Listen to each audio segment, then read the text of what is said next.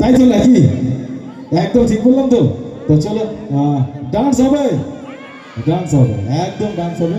তো ডান্সের জন্য মঞ্চে রেখে নেবো মিস। আচ্ছা কি ধরনের ডান্স হবে, কি ধরনের ডান্স হবে তোমরা বলবে? কি ধরনের? ভোজপুরি? ওরে বাপ রে বাপ, ভোজপুরি ডান্স হবে। তো চলো ভোজপুরি ডান্সের জন্য মঞ্চে রেখে নিচ্ছি মিস রিয়া। তো রিয়াকে মঞ্চে রেখে নিচ্ছি, please come on the stage. Miss Riya তুমি মঞ্চে আসবে প্লিজ।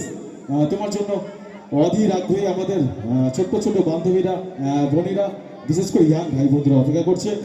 মঞ্চে রেখে নিচ্ছি আমাদের মিউজিক্যাল ট্রুপের পক্ষ থেকে মিস রিয়াকে।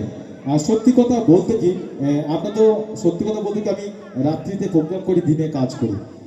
আর এখনকার বাচ্চা বাচ্চা অনেক ছেলে আছে দেখছে, এখনকার বাচ্চারা হচ্ছে ভগবানের রূপ, তাই তো নাকি? বাচ্চারা হলো ভগবানের রূপ।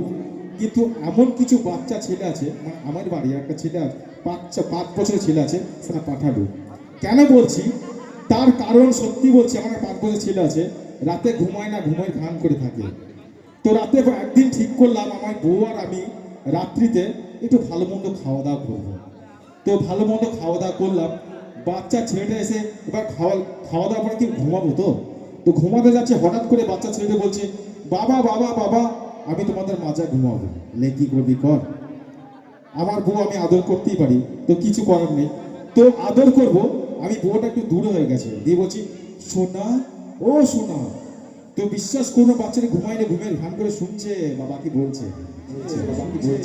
বলছি সোনা চলো না আমরা চলে কোথাও দূরে চলে যাই, আকাশে চলে যাই। তখন সেই বাচ্চা ছেলেটা কি বলছে, উঠে বলছে কি জানি, তুমি দূরে যাও জঙ্গলে, যেখানে যাওয়ার আগে আমার টিউশনের টাকাটা দিয়ে যাবে।